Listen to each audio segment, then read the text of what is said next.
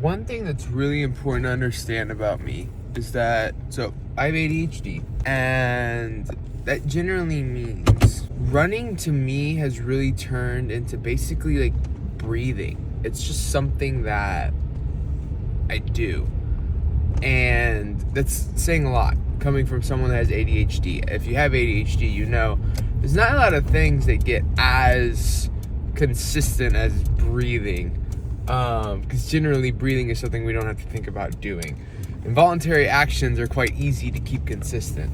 The rest, not so much. So to have something that is completely voluntary that I just have to do is so powerful to me in my life.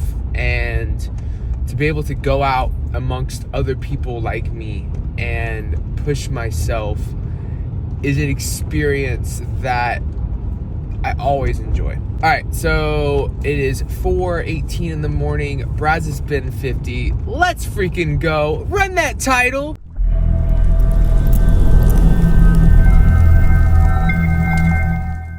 So we are driving to my brother's house right now. My mother has all my food. I'll show you all my food and stuff on the way. We have water, we have parking pass, we have gel, we have not forgot anything.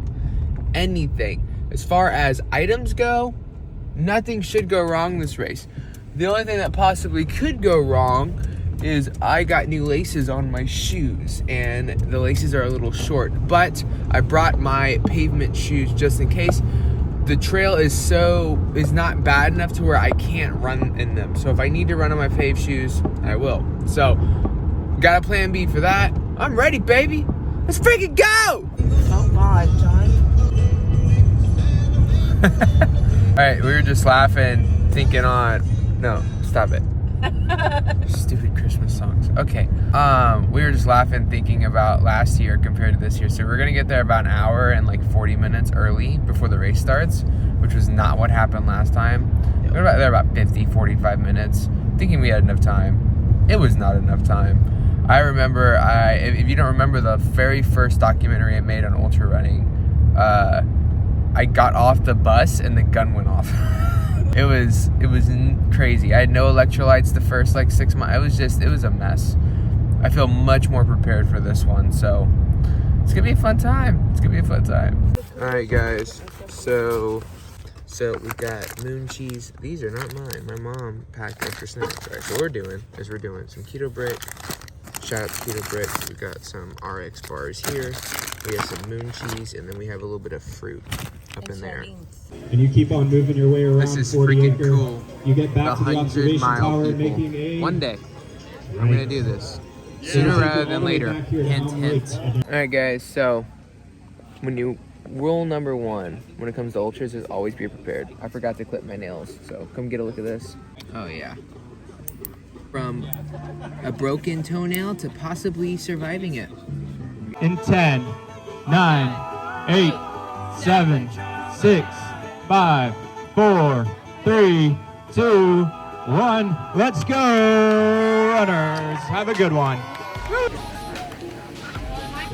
All right, guys. Mile 18 now. Killing it. Feeling great. Yeah, hour and a half. 5 minutes ahead of schedule. So I'm sitting down for a second. We got this, baby. Let's go.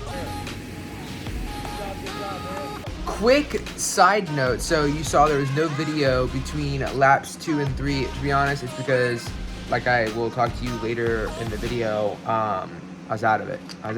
It was a rough patch. Didn't think to grab my camera. I was just trying to talk myself into getting up and going again. So, yeah, back to the video. Woo! You did it! You did it! Good job!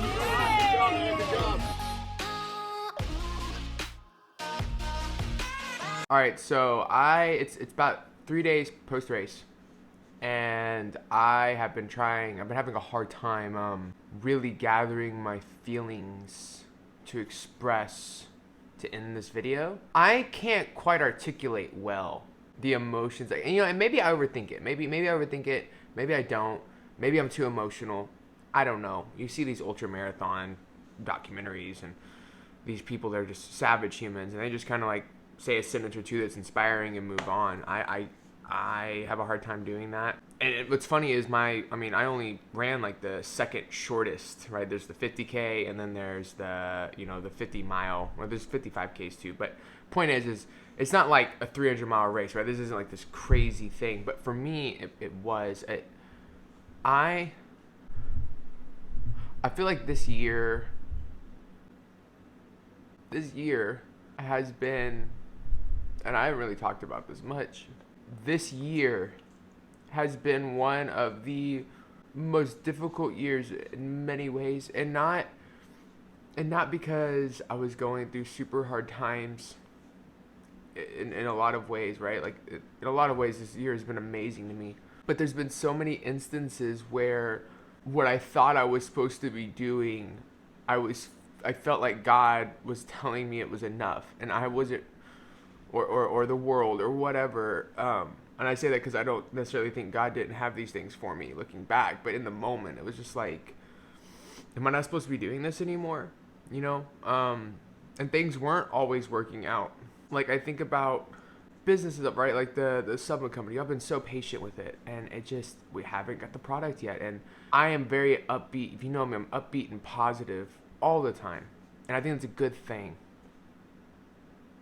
But it hasn't happened yet. I do own a very young, small coaching company, and it does great with the people it impacts. But when it comes to, the way the world is and the economy and life, you start to wonder, like, is this for me? Especially when there's other options presented and you feel this pressure to do that. But in a weird way, it feels like the easy way out. And so you don't want to do it. In all of that, just feeling like, is this what I'm supposed to be doing? What have the past 3 years been for? Ooh. You start to have these conversations. And then the running, I ran my first ultra last December, and was like, dude, this is my kind of game. And then in April I got sick, as y'all know that video. But you don't, welcome to the channel. Then I did that wildflower one, and that wrecked me. And then after that, I did that 100K attempt, and I just was not ready for it, and that I had to DNF that one. And it was just like, I don't know, it was just crazy. I just felt like I was already hitting my ceiling of my potential, and that was beyond infuriating to me. And it just felt like, okay, well, maybe I should go try another sport, right? And I've always been like that. Like when things are getting rough and tough, I question whether I'm supposed to be in it. And what I mean by that, and I'm not talking about like little things, right? Because a lot of people, right, like one little bad thing happens and they're like, I give up on this, right? But not that, but like, time after time you fail. And you're like, okay, is this for me? Like, you really start questioning this. And I feel like if this year has taught me anything, it's taught me the true meaning of patience.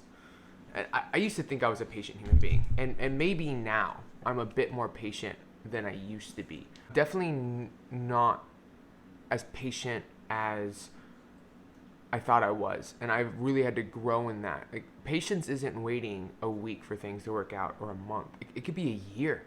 Guys, you could be on your weight loss health journey for years, or you figure it out. I didn't realize that. I've learned that through this year. This year has taught me so much. But I don't know. I was running this race, and about mile 30, the pain started to kick in. And I haven't ran that far in a while, and so that pain, I wasn't used to that pain anymore. And I knew that I may not hit the times I had set. And I started to just feel sorry for myself. Asking those questions. Is running for me? Should I quit? Is this the end?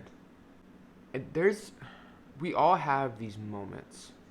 And this is what I really feel like it comes down to. It doesn't come down to whether it's hard or not, whether you fail sometimes or not. It comes down to these moments.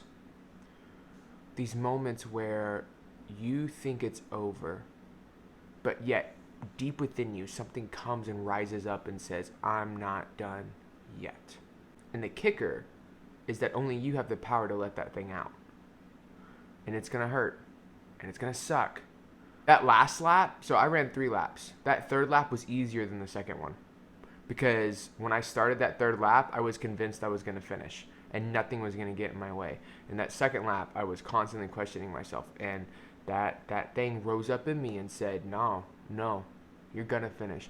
And it was such a rewarding sensation because it reinvigorated this idea that I have, this confidence I have that I can do hard things, that easy things in life are not worth it, that things that are worth it are not easy.